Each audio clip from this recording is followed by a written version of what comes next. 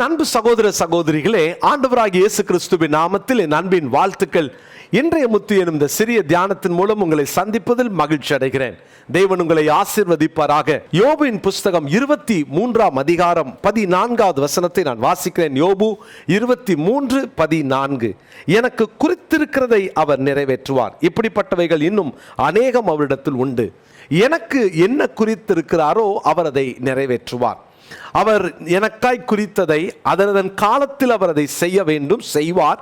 அப்படியானால் நான் என்ன செய்ய வேண்டும் அதை சுதந்திரித்துக் கொள்வதற்கு என்பதை தான் நேற்று தினத்தில் நம்ம ஆரம்பித்தோம். உங்களுக்காக பெரிய காரியத்தை அவர் நியமித்திருக்கிறார். சோர்ந்து போகாதீங்க.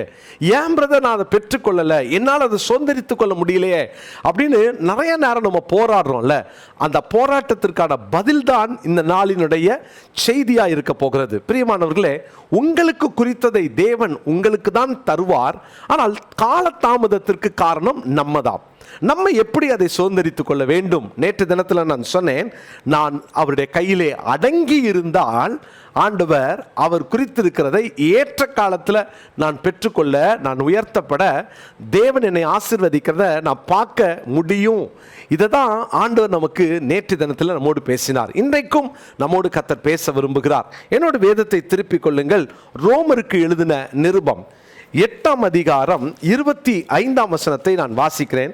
ரோமர் 8 அதிகாரம் 25வது வசனம். நாம் காணாததை நம்பினோமாகில் அது வருகிறதற்கு பொறுமையோடே காத்திருப்போம். அது வருகிறதற்கு நாம் பொறுமையோடே காத்திருப்போம். அதாவது நாம் காணல, தேவன் எனக்கு குறித்திருக்கிறத, எனக்கு தேவன் குறித்திருக்கிறதை நான் பெற்றுக்கொள்வேன், சுதந்திரித்துக் கொள்வேன். ஆனால் இதுவரைக்கும் நான் அதை பார்க்கவில்லை. அப்போ நான் அதை பார்க்க வேண்டும் என்றால், நான் அதை அனுபவிக்க வேண்டும் என்றால் பொறுமையோடு காத்திருக்க வேண்டும். சில நேரம் சில வாக்குத்தத்தங்களை கர்த்தர் கொடுப்பார். ஆனால் அந்த வாக்குத்தத்தத்துக்கும் இன்னைக்கு நடக்கிற அனுபவங்கள், சம்பவங்கள் எல்லாம் எதிர்மறையாக தான் இருக்கும். தேவன் வாக்குத்தத்தம் கொடுக்கும் போதெல்லாம் நம்ம வாழ்க்கையில் அன்னைக்கு இருக்கிற அந்த நிலை நிச்சயமாக நிறைவேறுவதற்கான சாத்தியங்களே இல்லாதது போல இருக்கும். ஆனால் அந்த காணாததை பெற்றுக்கொள்வதற்கு வேதம் நமக்கு கற்றுக் கொடுக்கிற பாடம் என்னன்னா, பொறுமையோடு காத்திருப்போம். நேற்று சொன்னேன், அடங்கி காத்திருப்போம். இரண்டாவதாக இன்னைக்கு அவசரப்படாமல் காத்திருப்போம். பிரியமானவர்களே, அவசரப்படுகிற அநேக நேரங்களில் நம்ம தேவன் வைத்திருக்கிறத நம்ம லூஸ் பண்ணிடுறோம். தேவன் நமக்கு வச்சிருக்கிற அந்த நன்மையை அவசரப்பட்டு இழக்கிறவர்கள் உண்டு. அவர் நமக்கு ஏற்ற காலம் என்ற ஒரு காலத்தை வச்சிருக்கிறார். தேவனுடைய காலம் முந்துவதும் இல்லை, பிந்துவதும் இல்லை. நம்ம ஐயோ பிந்துதே நினைக்கிறீங்களா, கர்த்தர் லேட்டாக்குறான்னு நினைக்கிறீங்களா? லேட்டாக்கவும் மாட்டாரு. அவர் அதை வேகப்படுத்தவும் துரிதப்படுத்தவும் மாட்டார். அவருடைய டைம் தான் ரைட் டைம். அவர் என்ன நமக்கு நியமிச்சிருக்கிறாரோ அதை சுதந்திரித்துக் கொள்வதற்கு நாம் நம்மை ஆயத்தப்படுத்திக் கொள்வோம். அப்போ அவசரப்படாமல் காத்திருப்போம். பிரியமானவர்களே, தேவன் நம்முடைய வாழ்க்கையில இந்த பொறுமையை எதிர்பார்க்கிறார். பொறுமையோடு காத்திருக்கிறோமா அப்படின்னு சொல்லி எதிர்பார்க்கிறார். எத்தனை நேரம் ஆண்டவர் எனக்கு காமிச்சிட்டாரு, விஷன் இருக்கு, இல்லை எனக்கு ப்ராமிசஸ் இருக்கு, அதனால நானா போய் அதை பெற்றுக்கொள்ளலான்னு சொல்லிட்டு நிறைய முயற்சிகளை செய்து தோற்று போனவர்களை நான் அறிந்திருக்கிறேன். அவசரப்பட்டு குறுக்கு வழியை கையாண்டு தோற்று போனவர்களை நான் பார்த்திருக்கிறேன். உங்களுக்கு கர்த்தர் வாக்கு கொடுப்பார் என்றால் அந்த வாக்கை நிறைவேற்றும் ஒரு உண்மையுள்ளவர். ஏன்னா வாக்குத்தத்தங்களின் தேவன் பொய் உரையாதவர் என்பதை எப்போதும் நினைவில் கொள்ள வேண்டும். எனக்கு அருமையான சகோதர சகோதரிகளே, இந்த நல்ல நாளில் எவ்வளவு பொறுமையாய் காத்திருக்கிறோம். ரொம்ப நாளாக பொறுமையாக காத்திருந்துட்டேன் நீங்கள் நினைக்கலாம். ஆனால் இன்னும் ஆண்டவர் பொறுமை காக்க சொல்லுகிறார். கொஞ்சம் பொறுமையாக இருப்போமா? அவசரப்பட்டு எந்த முடிவுகளையும் நீங்களாக எடுத்துடாதீங்க. நீங்களே சரி போதும் வேலையை விட்டுடலாம், போதும் ஜபத்தை விட்டுடலாம், போதும் ஊரே விட்டுடலாம், இல்லை போதும் ஊழியத்தை விட்டுடலாம், போதும் அப்படின்ற ஒரு நிலைக்கு வந்துட்டீங்களா? அவசரப்படாதீங்க. இன்னும் கொஞ்சம் பொறுமையாக இருங்களேன். சில நேரம் கர்த்தர் நமக்கு நியமித்த அந்த நேரத்துக்கு கொஞ்சம் முன்னால் அவசரப்பட்டு சில முடிவுகளை எடுத்து நமக்காய் குறித்ததை நம்ம லூஸ் பண்ணிடுறோம்ல. ஏன் அவசரப்பட்டு நம்ம லூஸ் பண்ணணும்? இன்னும் காத்திருப்போம்.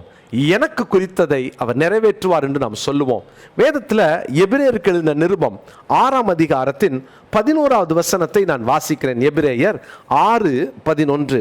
நீங்கள் அசதியாயிராமல் வாக்குத்தத்தமான ஆசீர்வாதங்களை விசுவாசத்தினாலும் நீடிய பொறுமையினாலும் சுதந்தரித்துக் கொள்ளுகிறவர்களை பின்பற்றுகிறவர்களாயிருந்து, நீங்க ஆண்டவர் கொடுத்த அந்த வாக்குத்தத்தத்தை சுதந்தரித்துக் கொள்வதற்கு விசுவாசத்தினாலும் நீடிய பொறுமையினாலும் சுதந்தரித்துக் கொள்ளணும்.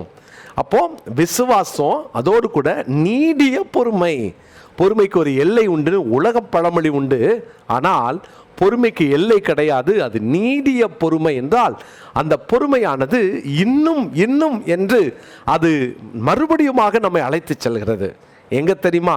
எனக்கு குறித்திருக்கிறதை பெற்றுக்கொள்ள பொறுமையோடு இருங்க, இன்னும் பொறுமையோடு இருங்க. பொறுமையாய் அதை சுதந்திரித்துக் கொள்ள வேண்டிய நேரத்தில் யாரோ ஒருத்தர் நம்மளை அவசரப்படுத்தினாலோ அல்லது நம்மளை டிஸ்கரேஜ் பண்ணாலோ சோர்ந்து போகாதீங்க. யோசேப்புக்கு தெரியும், எனக்கு குறித்ததை கர்த்தர் நிறைவேற்றுவார்ன்ற அந்த மன தைரியத்தோடு, அது சிறையோ குழியோ அல்லது அபாண்டமான பழிச்சொல்லோ எதுவாக இருந்தாலும் சிங்காசனம் வரைக்கும் பொறுமையோடு காத்திருந்தான். நாமும் காத்திருப்போம். குறித்த காலத்திற்காக தேவன் தரிசனத்தை வைத்திருக்கிறார். பிரியமானவர்களே, நம்ம இந்த நாளுக்குரிய மனப்பாட வசனமாக ரோமருக்கு எழுதின நிருபம் 8ஆம் அதிகாரத்தின் 25ஆம் வசனத்தை நாம் இன்றைக்கு மனப்பாடம் செய்து கொள்வோம். இந்த மனப்பாட வசனத்தை நீங்கள் சொல்லி அதை வாட்ஸ்அப்பில் தயவு செய்து மனப்பாடம் செஞ்ச உடனே நீங்கள் போலிங்கில் நீங்கள் அதை போல் பண்ண நான் அன்போடு கூட கேட்டுக்கொள்கிறேன். ரோமர் 8:25, நாம் காணாததை நம்பினோமாகில் அது வருகிறதற்கு பொறுமையோடே காத்திருப்போம். ஜெபமல்லாமா? நல்ல தகப்பனே, நாங்கள் பொறுமையோடு நாங்கள் காத்திருந்து தேவன் நியமித்ததை குறித்ததை சுதந்திரித்துக் கொள்ள பெற்றுக்கொள்ள உதவி செய்யும். தாழ்த்தி அர்ப்பணிக்கிறோம். தொடர்ந்து நாமம் எங்களிலே மகிமைப்படட்டும். இயேசுவின் நாமத்தில் ஜெபிக்கிறோம் நல்ல பிதாவே, ஆமென்.